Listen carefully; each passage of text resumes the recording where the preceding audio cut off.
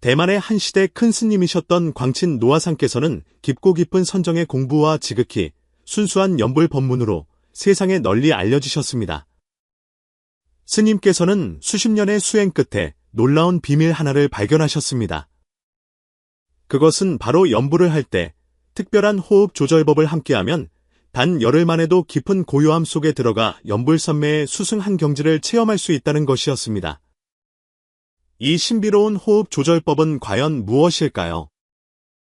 혹시 이런 생각을 해보신 적이 있으십니까?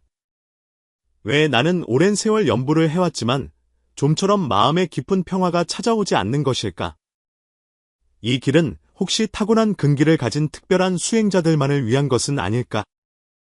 연불선매란 그저 불경 속에만 존재하는 전설은 아닐까?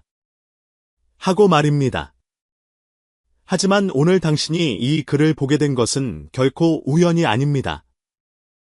이어질 내용 속에는 수십 년간 감춰져 왔던 비밀, 열흘 안에 당신을 깊고 깊은 고요함으로 이끌어 줄 호흡 조절의 법문이 담겨 있기 때문입니다. 인연 있는 이가 이 법을 알게 되면 불보살님의 명호가 마음과 호흡과 하나가 되는 오묘한 경지를 체험할 뿐만 아니라 깊은 선정 속에서 아미타 부처님과 감응하여 극락정토를 친견할 수도 있다고 전해집니다. 이것은 결코 신화나 헛된 망상이 아닙니다. 아주 오래되었지만 극소수의 사람만이 알고 있는 실제 수행의 길입니다. 그 비밀은 가장 평범하기 그지없는 호흡이라는 동작 속에 숨겨져 있습니다. 부처님께서는 마음과 호흡은 서로 의지하고 있다고 말씀하셨습니다. 호흡이 고르게 조절되면 마음은 저절로 편안해집니다. 당신의 호흡이야말로 실은 당신이 선정에 들 수 있는지 없는지를 결정하는 열쇠를 쥐고 있는 것입니다. 하지만 대부분의 사람들은 이 호흡을 올바른 방식으로 사용해 본 적이 없습니다. 오늘 우리는 그 비밀의 문을 열고자 합니다. 왜 평범한 방식의 연불로는 선정에 들기 어려운 것일까요? 호흡과 불보살님의 명호 사이에는 어떤 깊은 관계가 숨겨져 있는 것일까요? 광친 노아상께서는 어떻게 깊은 산 동굴 속에서 7일 밤낮을 꼼짝 않고 앉아 계실 수 있었으며 맹수들조차 감히 가까이 다가오지 못했던 것일까요? 이 모든 질문에 대한 답은 그리 멀리 있지 않습니다. 당신에게는 약간의 인내와 간절한 원력, 그리고 작은 믿음만 있으면 됩니다. 진정한 수행이란 결코 거창하고 요란한 것이 아니라 바로 지금 이 순간의 한 번의 들숨과 날숨 사이에 있기 때문입니다. 만약 당신도 연불을 하다가 마음이 번잡하고 뜻대로 되지 않아 답답함을 느껴본 적이 있다면 마음속으로 이렇게 발언해 보십시오. 원컨대 저의 마음과 호흡이 하나가 되어 부처님의 선정 경지에 들게 하소서. 당신의 이 한마디 축원이 바로 자기 자신과 다른 이들의 복덕을 여는 시작이 될지도 모릅니다. 그렇다면 이 열흘 만에 선정에 들게 한다는 오래된 호흡법은 과연 어디에서 온 것일까요? 왜 오랜 세월 수행한 사람들조차 이 법에 대해 들어본 적이 드문 것일까요? 서두르지 마십시오. 이야기는 이제 막 시작되었을 뿐입니다. 만약 당신이 연불이란 그저 입으로 외우고 마음만 어지럽지 않으면 된다고 생각했다면 당신은 그 겉모습만 알았을 뿐 그 속에 감춰진 깊은 뜻은 알지 못했던 것입니다. 부처님께서는 능엄경에서 말씀하셨습니다. 마음을 내려놓는 것이 계율이 되고 계율로 인해 선정이 생겨나며 선정으로 인해 지혜가 발현된다고 하셨습니다.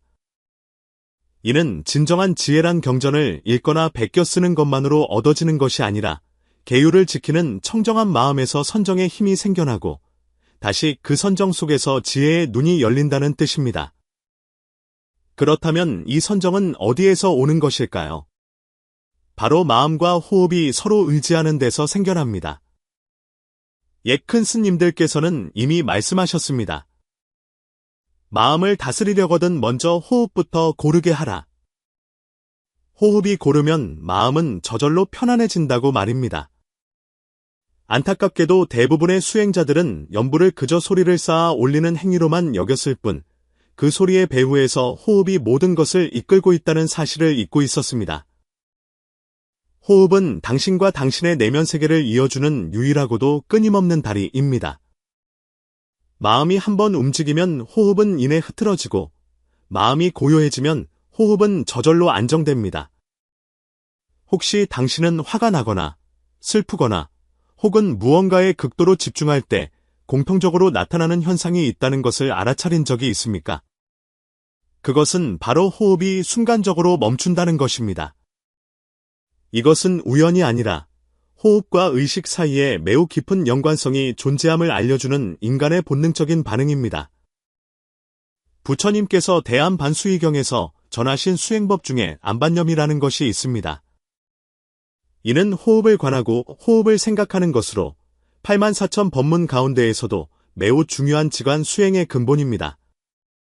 많은 사람들은 염불과 호흡을 관하는 것이 서로 다른 두 개의 수행법이라고 오해합니다. 하지만 실은 진정한 염불선매에 들기 위해서는 반드시 호흡을 통해 그 문으로 들어가야만 합니다. 생각해 보십시오. 만약 당신의 마음이 들판을 뛰어다니는 야생마와 같고 당신의 호흡이 바람과 같다면 무엇으로 그 야생마를 길들일 수 있겠습니까? 그것은 채찍이 아니라 바로 바람의 방향을 다스리는 것입니다.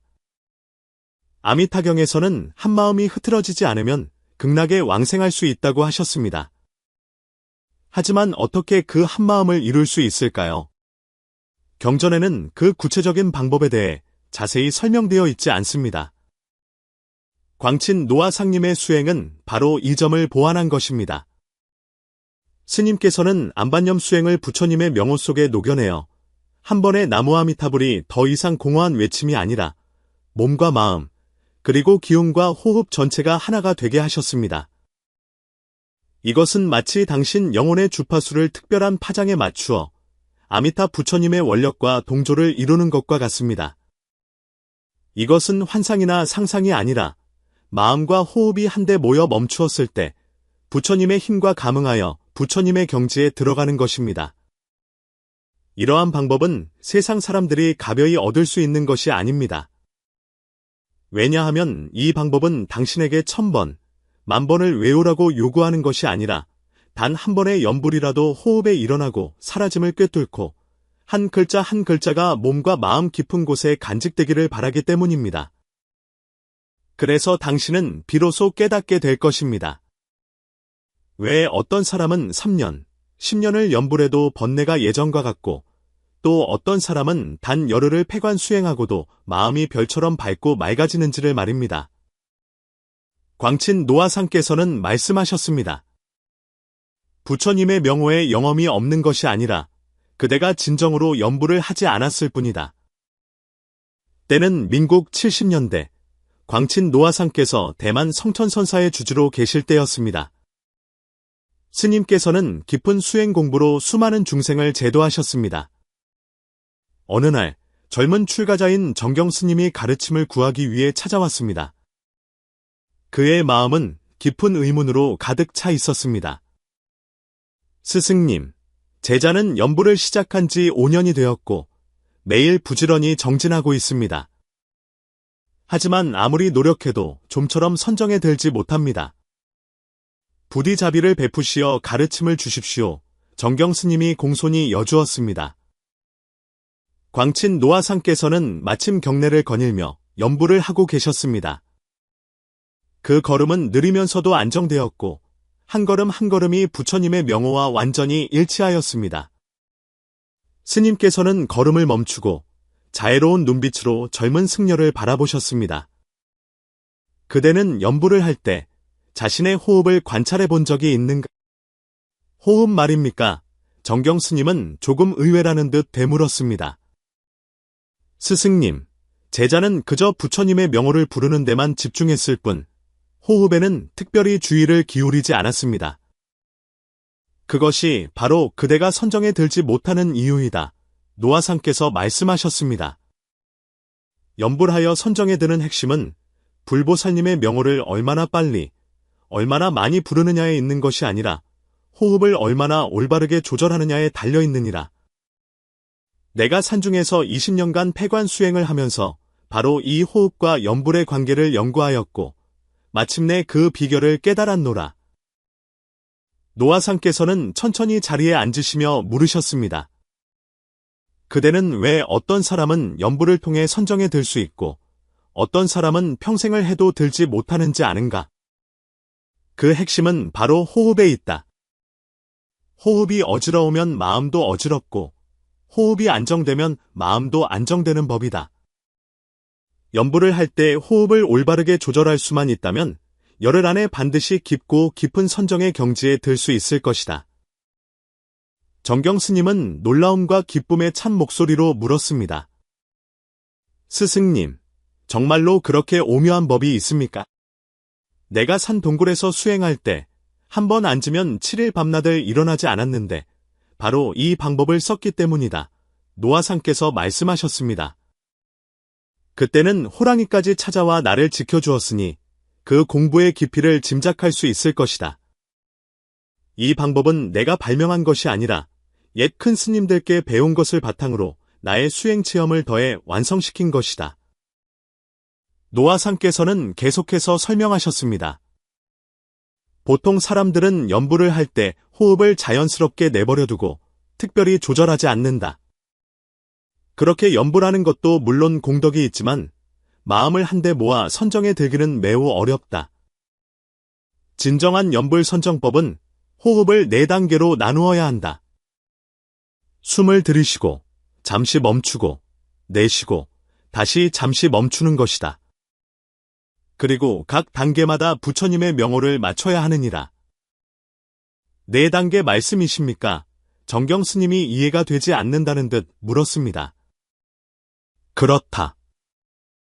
숨을 들이쉴 때 부처님 명호를 염하고 숨이 가득 차면 잠시 멈추고 계속해서 염하며 그런 다음 숨을 내쉴 때 다시 염하고 숨을 다 내쉰 뒤 다시 잠시 멈추고 염하는 것이다.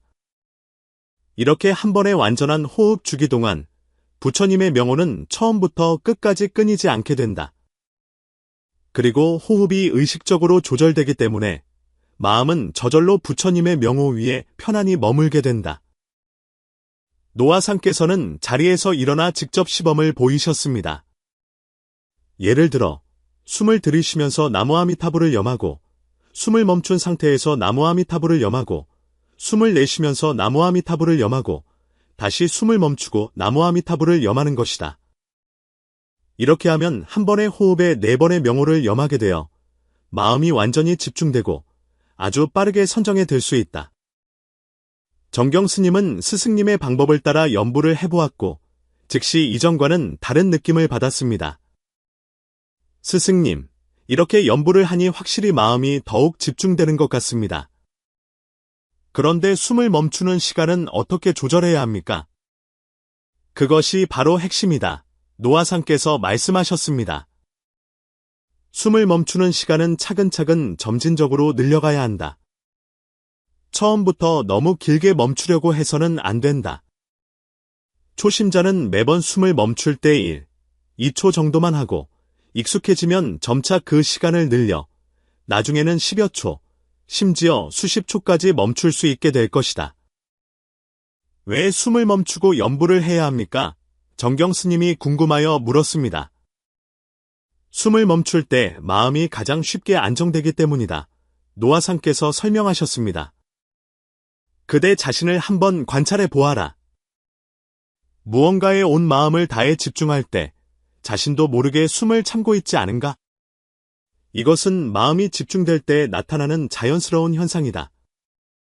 우리가 의도적으로 숨을 멈추는 것을 조절하는 것은 바로 이 현상을 이용하여 마음을 한데 모아 선정에 들기 위함이다. 노아상께서는 말씀을 이어가셨습니다. 뿐만 아니라 숨을 멈출 때 몸 안의 기운은 자연스럽게 안으로 모이게 되고 마음과 정신도 따라서 안으로 수렴된다. 이때가 바로 연불이 가장 큰 섭심의 힘을 발휘하는 순간이다. 옛 큰 스님들께서 마음과 호흡이 서로 의지한다고 하신 것이 바로 이 이치다.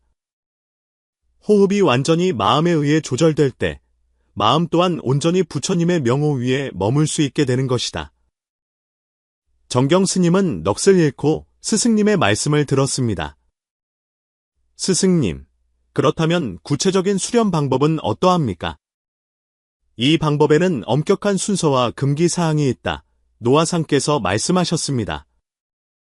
함부로 익혀서는 안 되며 반드시 올바른 차례에 따라야 한다. 그렇지 않으면 문제가 생길 수도 있다. 스님께서 이 열흘 만에 깊고 깊은 선정에 고요함에 들게 하는 구체적인 호흡 조절법을 자세히 전수하시려던 순간 갑자기 말씀을 멈추셨습니다. 광친 노화상께서는 법을 구하는 정경 스님의 진실한 눈빛을 보시고 표정이 문득 지극히 장엄해지셨습니다. 스님께서는 천천히 일어나 법당 중앙으로 걸어가시어 두 손을 모아 서방을 향해 절을 올리셨습니다. 마치 어떤 내면의 기도를 올리며 무언가를 관찰하시는 듯했습니다. 이 호흡 조절 연불법은 내가 깊은 산속에서 20년간 패관하며 깨달은 더할 나위 없이 높은 법문이다. 광친 노화상께서 몸을 돌리시며 말씀하셨습니다. 그 목소리는 깊고 신비로운 울림을 담고 있었습니다. 이 법은 연불하는 사람이 단기간에 깊은 선정의 고요함을 증득하게 할 뿐만 아니라 더 나아가 그 선정 속에서 아미타 부처님과 감응하여 극락세계의 장엄함을 친견하고 왕생에 대한 확실한 믿음을 얻게 할 수 있다. 스님께서는 잠시 말을 멈추고 깊은 눈빛으로 정경 스님을 바라보셨습니다. 이 방법을 완전히 체득하면 수행자는 언제든지 선정에 들고 언제든지 선정에서 나올 수 있게 되어 선정과 지혜를 함께 닦는 경지에 이르게 된다. 내가 일찍이 선정 속에서 7일 밤낮을 머물렀을 때 몸과 마음은 안락하고 법의 기쁨으로 가득 찼으며 맹수들까지 와서 나를 보호해 주었다. 이 모든 것이 올바른 호흡 조절이 가져다준 실제적인 경험이다. 광친 노화상께서는 정경 스님에게 다가가 자비롭게 말씀하셨습니다. 하지만 이처럼 수승한 법문을 전수받기 위해서는 지극히 큰 성근과 복덕이 필요하며 수행자에게 진정으로 견고한 도심과 청정한 계율을 지키는 마음이 있어야 한다. 만약 마음이 바르지 못하거나 그저 신통이나 감흥을 얻기 위해 이 법을 닦는다면 성취할 수 없을 뿐만 아니라 도리어 마도에 빠져 수행에 장애를 받게 될 것이다. 그대는 가장 순수한 마음으로 정토에 태어나기를 구하고 깨달음을 증득하고자 하는 마음으로 이 법을 전수받겠는가? 그리고 엄격하게 계율을 지키고 부지런히 수행하며 훗날 능력이 갖추어졌을 때 진실로 발심한 다른 수행자들에게도 이 법을 전수하겠다고 서원할 수 있겠는가?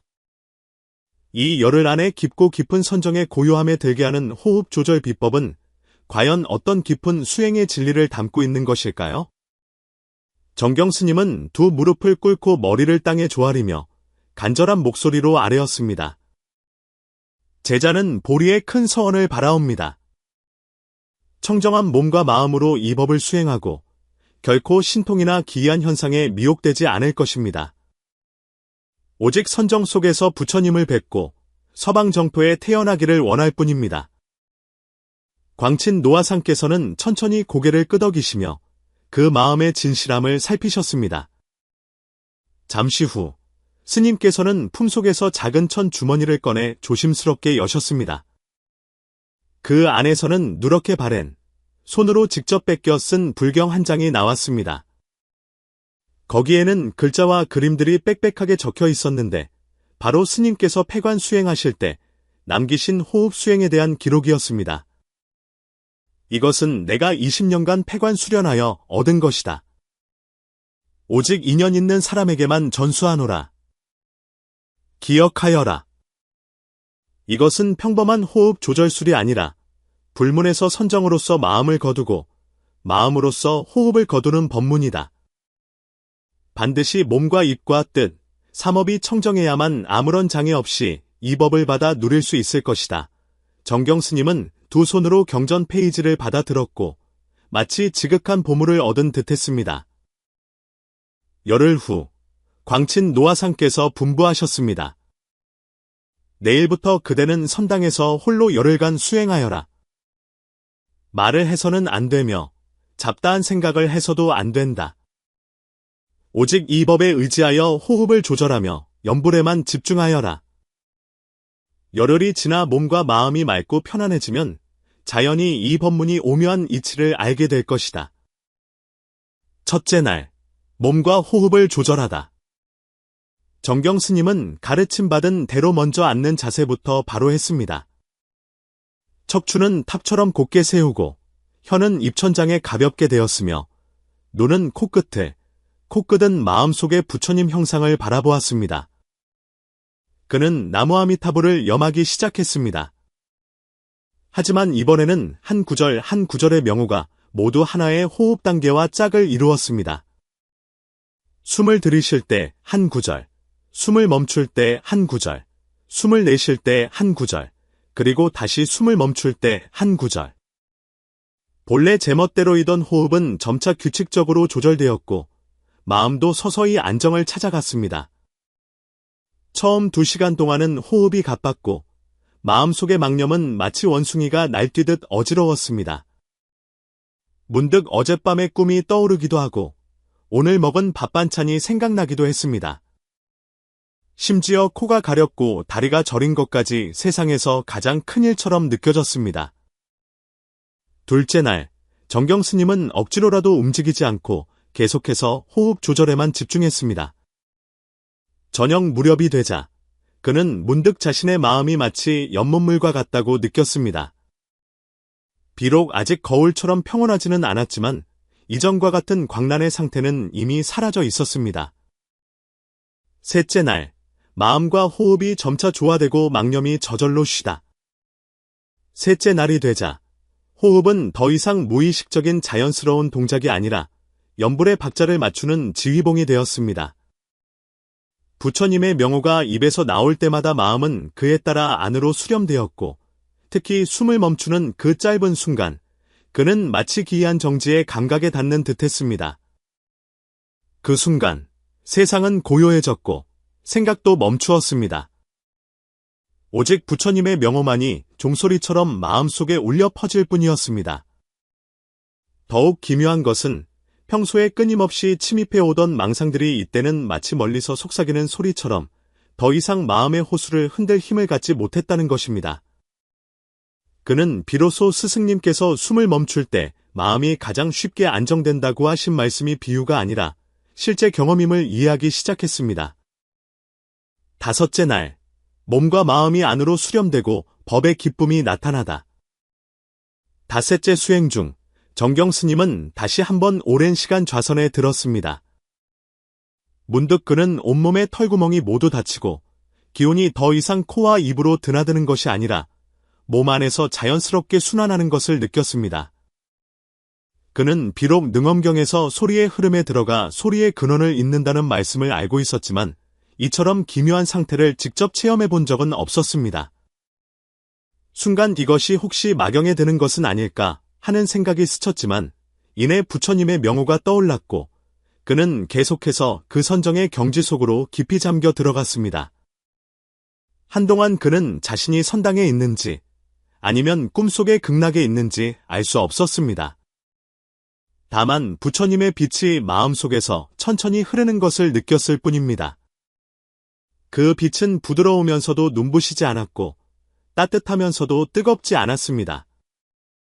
일곱째 날, 빛을 보고 향기를 맡으며 미세한 선정에 들다. 일곱째 날이 되자 정경 스님은 이미 시간을 잊은 지 오래였습니다. 오직 한 번의 호흡과 부처님의 명호가 밤낮을 이루었습니다. 다시 한번 깊은 선정 속에서 그는 갑자기 기이한 향기가 코를 찌르는 것을 느꼈습니다. 그것은 향로에서 피어나는 향도 아니었고 세상의 어떤 향기와도 달랐습니다. 맑고 신령스러우며 곧장 심장과 폐부로 스며드는 듯한 향기였습니다. 뒤이어 그는 마치 미세하고 아름다운 음악 소리를 듣는 듯했습니다. 귀로 듣는 것도 아니요, 마음으로 듣는 것도 아니었지만 지극히 진실했습니다. 한존의 금빛 부처님께서 선정 속에서 모습을 드러내셨습니다. 자비로운 미소를 머금고 오른손은 아래로 내리시고 왼손으로는 연꽃을 드신 채 오색 구름 위에 서 계셨습니다. 그 순간 정경 스님의 마음은 뜨거워졌고 얼굴에는 눈물이 흘러내렸습니다. 그는 이것이 망상이 아님을 스스로 알았습니다. 왜냐하면 부처님의 명호는 여전히 입안에서 계속되고 있었고 호흡은 여전히 그만의 비결에 따라 이루어지고 있었으며 망념은 이미 쉬었고 오직 고요한 빛만이 남아 있었기 때문입니다. 열째 날, 깊고 깊은 고요함 속에 들어 수행을 원만히 마치다. 열째 날 아침, 정경 스님은 선정에서 나왔습니다. 그는 몸이 깃털처럼 가볍고 걸음걸이가 바람과 같음을 느꼈습니다. 눈에 보이는 꽃과 풀들은 마치 빛을 머금은 듯했고 마음속에서 생각 하나가 일어나면 즉시 그 근원과 가는 곳을 알아차릴 수 있었습니다.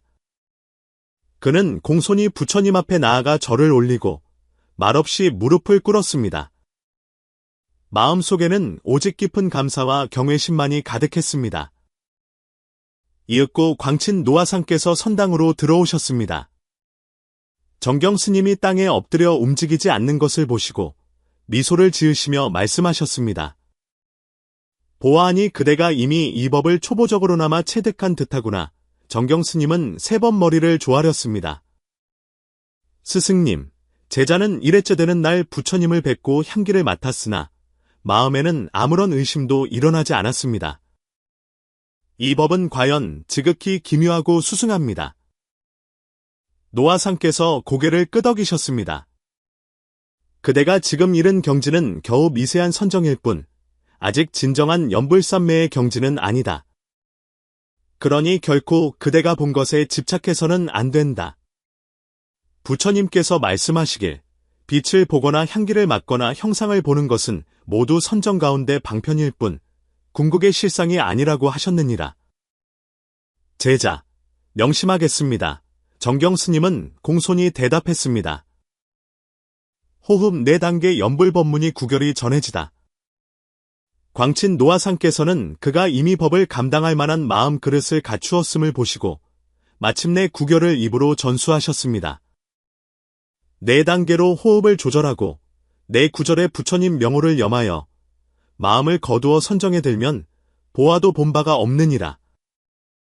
생각 있음에서 시작하여 생각 없음에서 마치니 한 생각 한 생각의 부처님 명호가 모두 불도를 이루게 되리라. 스님께서는 또 말씀하셨습니다. 훗날 만약 누군가 이 법을 구하거든 반드시 3가지를 물어야 한다. 첫째, 정토에 태어나고자 하는 간절한 마음과 서원이 있는가? 둘째, 계율을 청정하게 지키고 있는가? 셋째, 자신만을 위함이 아니라 중생을 위해 수행하고자 하는 마음이 있는가? 이 3가지를 모두 갖춘 자에게만 이 법을 전수할 수 있을 것이다. 정경 스님은 고개를 끄덕였습니다. 제자는 이 법으로서 훗날 인연 있는 사람들을 이롭게 하겠습니다. 노아상께서는 긴 한숨을 내쉬셨습니다. 연불의 길은 보기에는 간단하지만 실은 그 속에 무궁무진한 현묘한 이치가 담겨있다. 만약 선정의 고요함을 얻었거든 거기에 안주하지 말고 반드시 그 선정을 지혜로 전환시켜야 한다. 만약 아직 선정을 얻지 못했거든 스스로 포기하지 말고 반드시 믿음과 서원을 앞세워야 한다. 불교의 수많은 법문이 모두 정토로 귀결되지만 그 중에서도 연불이라는 이 하나의 법문이 가장 간단하면서도 가장 궁극적인 길이다. 후기 수십 년이 흐른 후 정경 스님은 한 도량의 주지가 되었고 수많은 제자를 두었습니다.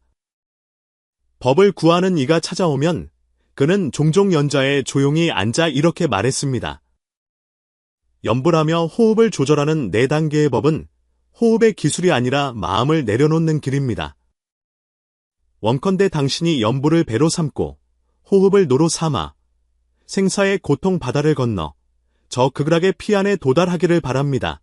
이리하여 광친 노아상께서 전하신 호흡 조절 연불 선정법은 세상에 유전될 수 있었지만 시종일관 믿음과 서원 그리고 계행을 갖춘 수행자들 사이에서만 비밀리에 전수되었고 세상 사람들은 이를 11입정법문, 11입정법문이라 불렀습니다. 정경 스님의 이야기를 마치고 나니 많은 분들의 마음속에 아마 이런 질문이 떠오를 것입니다. 정말로 그렇게 신기한 일이 있을까? 단지 호흡법 하나로 열흘 안에 선정에 들어 부처님을 뵐 수 있다는 것이 가능한가? 우리가 가장 먼저 드리고 싶은 말씀은 이것은 신기한 일이 아니라 당신이 여태껏 호흡의 힘을 진정으로 이해하지 못했을 뿐이라는 것입니다. 먼저 한 가지 사실을 살펴보겠습니다. 당신은 혹시 화가 나거나 두려울 때 호흡이 빨라지고 거칠어지며 평온하거나 집중할 때 호흡이 자연스럽게 가늘고 길어지는 것을 경험해 본 적이 있습니까? 이것이 바로 불교 경전에서 말하는 심식상해, 즉 마음과 호흡은 서로 의지하고 있다는 진리입니다. 마음과 호흡은 본래 하나의 양면과 같습니다. 이것은 종교적인 언어가 아니라 우리 몸과 마음의 작동 원리에 대한 진실입니다. 호흡은 몸에 부속된 기계적인 동작이 아니라 의식의 가장 직접적인 메아리입니다. 우리가 억지로 잡념을 누르려고 하면 오히려 누를수록 더 많이 일어납니다. 하지만 당신이 호흡을 통해 조절하기 시작하면 잡념은 마치 물거품처럼 굳이 터뜨리지 않아도 저절로 사라지는 것을 발견하게 될 것입니다. 이것이 바로 광친 노아상께서 말씀하신 마음은 호흡을 따라 안정된다는 이치입니다. 우리는 흔히 염불이 가장 쉬운 수행이라고 말합니다. 하지만 대부분의 사람들은 입으로만 염불을 할 뿐, 뜻으로 염불하지 못하고 더 나아가 기운으로 염불하지는 못합니다. 기운으로 염불한다는 것은 무엇일까요? 바로 부처님의 명호가 호흡 속에 녹아들게 하는 것입니다. 정경 스님이 수행한 법문을 떠올려 보십시오. 한 번의 완전한 호흡은 들숨, 멈춤, 날숨, 멈춤의 4단계로 나뉩니다. 그리고 각 단계마다 한 구절의 부처님 명호를 염합니다. 이것은 단순히 형식이 아니라 하나의 리듬이며 호흡과 몸과 소리와 마음, 이 4가지를 하나로 만드는 리듬입니다. 왜 이 리듬이 중요할까요? 모든 산란함은 리듬이 깨지는 데서 비롯되기 때문입니다. 호흡의 리듬이 혼란스러우면 마음은 정처 없이 떠돌게 됩니다. 하지만 호흡이 의도적으로 부처님의 명호 안에 담기게 되면 리듬은 안정되고 생각은 마치 낙엽처럼 천천히 마음의 바닥으로 가라앉게 됩니다.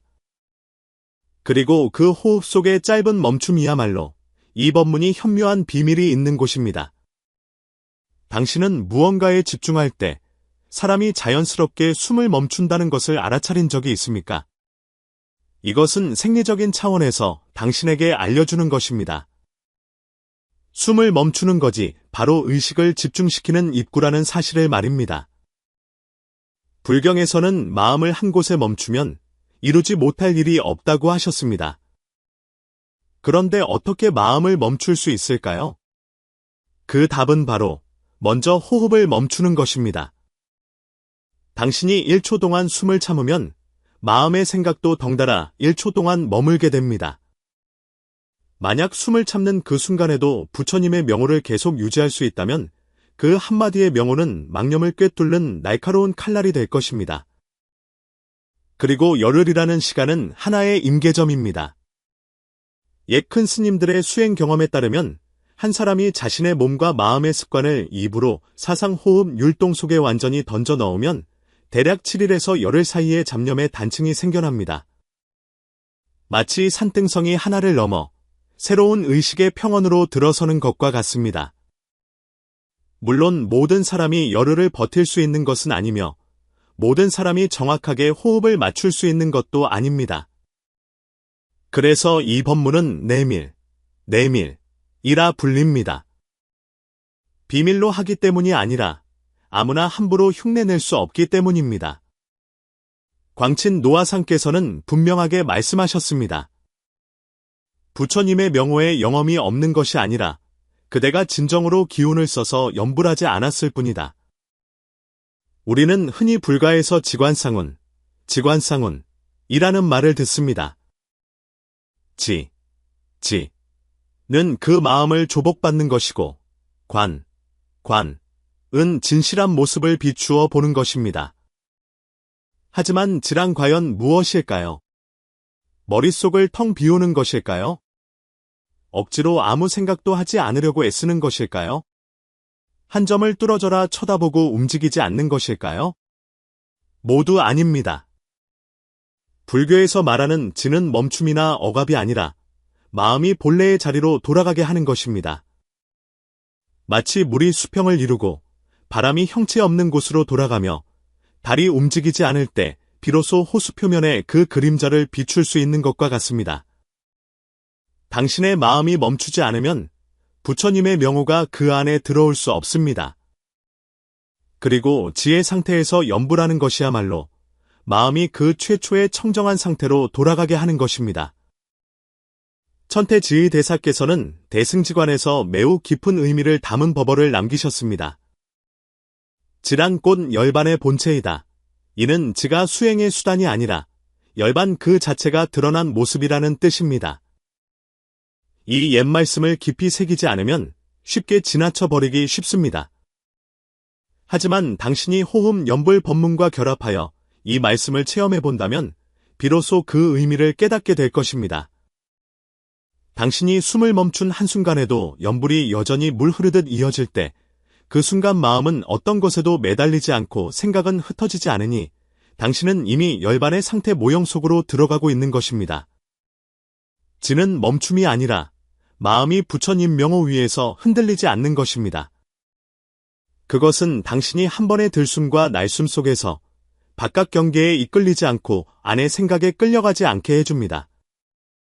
광친 노아상께서 숨을 멈출 때 마음이 가장 쉽게 안정된다고 하신 것은 호흡이 멈추는 것 자체에 신기한 힘이 있어서가 아니라 기온의 지가 곧 마음의 지를 의미하고 마음의 지가 바로 관의 시작점이기 때문입니다. 많은 사람들이 묻습니다. 어떻게 해야 진여실상을 볼 수 있습니까? 그것은 눈을 크게 뜨거나 불상을 뚫어져라 쳐다보는 것으로는 볼 수 없습니다. 당신이 지혜 상태에서 염불할 때 부처님은 마음속의 모습을 드러내십니다. 그것은 형상의 모습이 아니라 온 누리에 가득한 평온함과 기쁨의 느낌입니다. 이것이 바로 수능엄경에서 언급된 호흡을 따라 마음으로 들어가면 곧 근원으로 거슬러 올라갈 수 있다는 이치입니다. 근원으로 거슬러 올라간다는 것은 무엇일까요? 바로 바깥의 생멸하는 현상과 문자에서 벗어나 가장 본질적인 깨어남으로 돌아가는 것입니다. 그리고 이 돌아가는 과정은 앞으로 돌진하는 것이 아니라 안으로 멈추는 것입니다. 당신이 부처님의 형상을 보려고 조급해할수록 더욱 부처님을 볼 수 없고 당신이 모든 것을 내려놓고 지혜 상태에 머물 수 있을수록 더욱 부처님을 마주한 듯 가까워집니다. 지는 당신으로 하여금 다툼을 내려놓게 하고 언어를 내려놓게 하며 형식을 내려놓게 합니다. 부처님의 명호가 소리 없는 깨어남의 파동이 되게 하고 호흡이 본성으로 통하는 바람의 방향이 되게 합니다. 금강경에서 말씀하신 바와 같이 응당 머무는 바 없이 그 마음을 내라는 것은 마음을 내지 말라는 뜻이 아니라 마음을 낼 때 집착하지 말라는 뜻입니다. 그리고 지야말로 이 모든 것의 기초가 되는 상태입니다. 이것이 바로 광친 노아상께서 폐관 중에 한 번 앉으면 7일 동안 일어나지 않으실 수 있었던 이유입니다. 고통을 참았기 때문이 아니라 마음이 움직이지 않았기에 고통스럽지 않았던 것입니다. 호흡이 가져다주는 지는 고행이 아니라 근원으로 돌아가는 것입니다. 마치 배가 항구로 돌아오고 바람이 텅 빈 계곡으로 돌아가는 것과 같습니다. 당신이 진정으로 호흡 속에서 지를 찾을 수 있다면 당신은 더 이상 밖에서 신통을 구할 필요가 없을 것입니다. 왜냐하면 청정함 그 자체가 가장 큰 감흥이기 때문입니다. 이제 우리는 몸과 마음의 리듬이라는 관점에서 시작하여 불교의 근본 이치라는 차원까지 들어왔습니다. 호흡의 멈춤이 곧 마음의 선정이요 지혜가 열리는 길임을 보았습니다. 대부분의 수행자들의 눈에 부처님의 명호는 단지 소리이거나 일종의 심리적인 믿음일 뿐입니다. 하지만 진정한 실참 수행자의 눈에 부처님의 명호는 기맥의 운행을 이끄는 힘이며 몸과 마음의 에너지 시스템에 직접적으로 작용하는 힘입니다.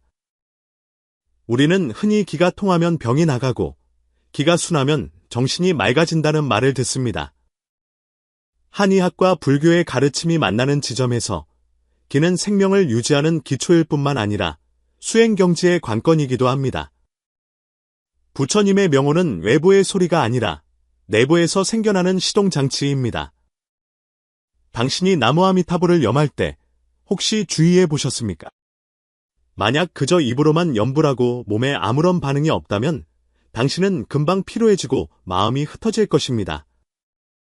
하지만 당신이 한 구절 한 구절의 명호를 들숨, 숨멈춤, 날숨, 숨멈춤에 맞춰 행한다면 이 과정은 실은 몸 안의 기맥 운행을 이끌어내는 결합이 됩니다. 당신은 가슴이 따뜻해지고 아랫배가 점차 묵직하게 안정되며 머릿속이 맑아지고 사지가 미세하게 따뜻해지는 것을 발견하게 될 것입니다. 이 모든 것은 심리적인 암시가 아니라 부처님의 명호와 기맥이 동조하여 일어나는 신체적인 반응입니다. 불교 밀종에서는 이를 성풍해, 산미라빌이라고 부릅니다. 성은 부처님의 명호이고 풍은 호흡이며 는 마음의 생각입니다. 일단 이 세 가지가 하나로 합쳐지면 당신은 더 이상 염불을 하는 것이 아니라 몸을 단으로 삼고 기온을 등불의 심지로 삼아 부처님 지혜의 빛을 밝히는 것입니다. 기는 어디로 흐를까요? 전통적인 수행법에서 기는 중맥으로 흐릅니다. 티베트 밀교에서는 이를 성스러운 기맥이라 부르고 한의학에서는 임도기맥이라고 합니다. 당신이 부처님의 명호를 호흡 속으로 이끌어 호흡이 단전으로 들어가 아랫배에 머물게 하면 기는 자연스럽게 몸의 중심축으로 들어가게 됩니다. 가장 뚜렷한 현상은 척추가 뜨거워지고 정수리가 미세하게 팽창하며 미간이 이완되는 것입니다. 심지어 깊이 수행한 사람 중에는 기운이 머리 꼭대기를 꿰뚫는 것을 느끼기도 합니다. 이것은 신화가 아니라 신체 에너지가 부처님의 명호와 결합하여 일어나는 실제적인 반응입니다. 이것이 바로 광친 노아상께서 염불은 반드시 호흡과 함께해야 한다고 강조하신 이유입니다. 호흡을 조절하는 것이 곧 기를 이끄는 것이고 부처님의 명호가 그 운반체이기 때문입니다. 의학적으로는 어떻게 설명할 수 있을까요? 현대 신경과학은 깊은 복식호흡이 미주신경계를 활성화시켜 자율신경을 조절하고 불안을 감소시키며 체내의 스트레스 호르몬을 제거할 수 있다는 것을 발견했습니다. 우리가 느리고 균일하며 긴 리듬으로 염불과 호흡을 함께할 때 미주신경은 지속적으로 활성화되고 몸은 자동적으로 일종의 미세한 선정 상태로 들어갑니다. 뇌파는 느려지고 심박수는 안정되며 온몸에 미묘한 이완과 집중의 감각이 생겨납니다. 이것이 바로 의학적 관점에서 본 선정의 경지입니다. 이러한 상태 속에서 몸과 마음의 연결은 다시 구축되고 부처님의 명호는 더 이상 생각이 아니라 기운처럼 빛처럼 온몸의 모든 세포를 꿰뚫게 됩니다. 부처님의 명호는 어떻게 기맥을 통하게 할까요? 당신은 스스로 관찰해 볼 수 있습니다. 염불이 리듬을 타기 시작하면 등 뒤가 미세하게 뜨거워지고 호흡이 자동적으로 길어지며 앉은 자세가 흔들림 없이 안정되고 몸은 마치 텅 빈 기포처럼 가볍지만 흔들리지 않고 손발이 저리지만 굳지는 않는 현상이 있는지 말입니다. 이것이 바로 기가 기맥을 따라 흐르는 현상입니다. 어떤 수행자들은 이 상태에서 기류가 심지어 양팔을 꿰뚫고 흐르는 것을 느끼는데 마치 수온이 뼈 속으로 들어가는 것처럼 시원하고 부드럽다고 합니다. 만약 이 지속적인 호흡 염불법을 며칠 동안 계속하면 중대한 전환점을 맞이하게 될 것입니다. 호흡이 능동적인 것에서 수동적인 것으로 바뀌고 부처님의 명호가 바깥의 소리에서 안의 울림으로 바뀌며 기의 움직임이 부분적인 것에서 전체를 관통하는 것으로 바뀝니다. 이때 당신은 더 이상 입으로 염불하는 것이 아니라 기운으로 염불하게 됩니다. 모든 것이 몸 안에서 자연스럽게 운행되고 당신은 그저 그 안에 편안히 머물기만 하면 됩니다. 이것이 부처님의 명호와 기맥 운행 사이의 가장 깊은 관계입니다. 부처님의 명호는 기를 이끄는 궤도이고 기는 부처님 원력의 수레입니다. 당신의 명호가 멈추지 않으면 기맥은 막히지 않고 몸과 마음은 어지럽지 않습니다. 많은 사람들은 연불이 미래를 위한 믿음이라고 생각합니다. 그 목적은 극락세계에 왕생하는 것이고, 그래서 연불을 마치 내세의 보험증서처럼 여기며, 한편으로는 연불을 하면서 다른 한편으로는 다음 생을 기다립니다. 하지만 만약 당신이 광친 노아상께서 전하신 호흡 연불법을 깊이 수행해 본다면 연불이 단지 미래를 위한 것만이 아니라 바로 지금 이 순간을 위한 것임을 발견하게 될 것입니다. 진정한 연불삼매란 고도의 지금 여기에 깨어있는 상태입니다. 마음을 미래의 비전 속에 던져 넣는 것이 아니라 삶 전체를 지금 이 한 번의 호흡 사이로 되돌려 놓는 것입니다. 부처님의 명호는 갈고리이고 호흡은 밧줄입니다. 당신이 일단 부처님의 명호를 호흡에 걸면 마음을 과거의 기억과 미래의 걱정으로부터 지금 이 순간으로 다시 낚아 올리게 됩니다. 불교에서 말하는 지금 이 순간에 살라는 것은 문학적인 삶의 태도가 아니라 생명에 대한 깊은 깨달음입니다. 왜냐하면 모든 번뇌의 근원은 당신이 지금 여기에 부재할 때 발생하기 때문입니다. 당신이 쓸데없는 생각을 할 때 당신은 지금 이 순간에 없습니다. 당신이 과거의 상처를 되새길 때 당신은 지금 이 순간에 없습니다. 당신이 내일을 걱정하고 불안해할 때 당신은 지금 이 순간에 없습니다. 오직 당신이 호흡하며 연불할 때 한마디의 명호, 한 번의 호흡, 하나의 마음이 될 때 당신은 놀라운 사실을 발견하게 될 것입니다. 원래 그 어떤 생각도 호흡과 부처님의 명호 사이에 동시에 존재할 수 없다는 사실을 말입니다. 당신이 집중해서 숨을 들이쉬며 나무아미탑을 한마디를 염하고 숨을 멈추고 다시 나무아미탑을 한마디를 염할 때 그때 당신에게는 과거도 없고 미래도 없습니다. 당신은 그저 지금 연불하고 있는 당신일 뿐입니다. 이것은 철학이 아니라 실제 수행의 체험입니다. 어떤 수행자들은 10년을 좌선해도 여전히 번뇌가 끊이지 않습니다. 그들이 정진하지 않아서가 아니라 그들이 계속해서 기대 속에서 살았을 뿐 지금 이 순간에 살지 않았기 때문입니다. 그들은 빛을 보기를 갈망하고 신통을 갈망하며 부처님의 가피를 갈망합니다. 하지만 그들은 잊었습니다. 부처님은 오직 지금 이 순간에만 나타나실 수 있다는 것을 말입니다. 당신이 좌선을 오래 한다고 해서 반드시 선정에 드는 것이 아니라 당신이 한마음으로 연불하며 호흡과 하나가 될 수 있느냐에 달려 있습니다. 그래서 광친 노아상께서 마음과 호흡이 한데 모여 멈추는 곳에 부처님이 바로 눈앞에 나타나신다고 하신 것입니다. 이것은 헛된 말이 아니라 기꺼이 마음을 가라앉히고자 하는 사람이라면 누구나 직접 증험할 수 있는 이치입니다. 당신이 부처님의 명호 안에 살수록 당신은 고통으로부터 더욱 멀어집니다.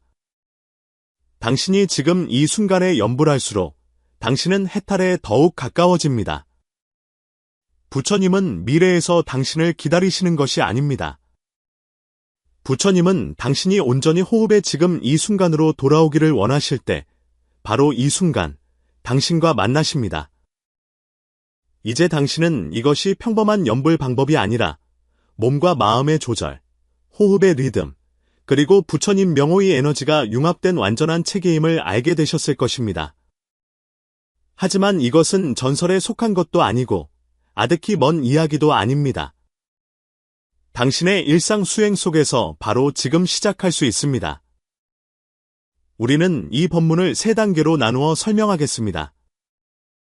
첫 번째 단계는 몸의 자세와 호흡의 리듬을 조절하는 것입니다. 매일 아침이나 저녁, 일정한 시간을 정해 조용하고 방해받지 않는 공간에 앉으십시오. 가부좌나 의자에 앉아도 좋습니다. 중요한 것은 등을 곧게 펴고 기운이 순조롭게 흐르게 하며 눈은 살짝 아래로 내리고 손은 선정인을 맺는 것입니다. 그런 다음 자연스럽게 호흡을 시작하십시오. 서둘러 연불하지 말고 먼저 자신의 호흡 리듬이 급한지 어지러운지를 관찰하십시오. 호흡이 점차 안정되면 호흡을 4단계, 즉 들숨, 숨멈춤, 날숨, 숨멈춤으로 나누기 시작하십시오. 각 단계마다 완전한 부처님의 명호 한 구절을 짝을 맞춥니다. 예를 들어 숨을 들이쉬면서 마음속으로 나무아미타불을 염하고 숨을 멈춘 상태에서 계속 마음으로 나무아미타불을 염합니다. 숨을 내쉬면서 다시 한번 염하고 숨을 다 내쉰 후 짧게 숨을 멈추고 다시 한번 염합니다. 한 번의 들숨과 날숨, 한 번의 멈춤과 한 번의 염불이 마치 큰 종이 울리듯 절도 있고 질서 있게 이어집니다. 두 번째 단계는 선정의 힘을 키우고 숨멈춤의 감각을 깊게 하는 것입니다. 당신이 호흡과 부처님 명호를 맞추는 것에 익숙해지면 숨을 멈추는 시간을 아주 조금씩 늘려볼 수 있습니다.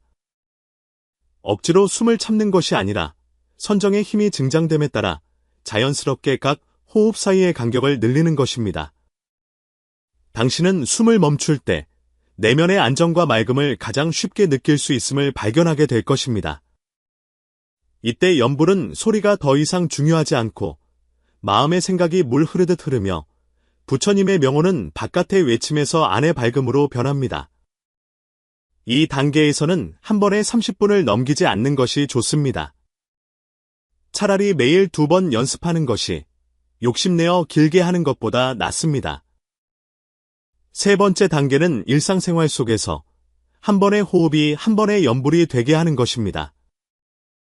만약 당신이 2주에서 한 달 정도 꾸준히 수련한다면 이 리듬은 서서히 당신 몸의 일부가 될 것입니다.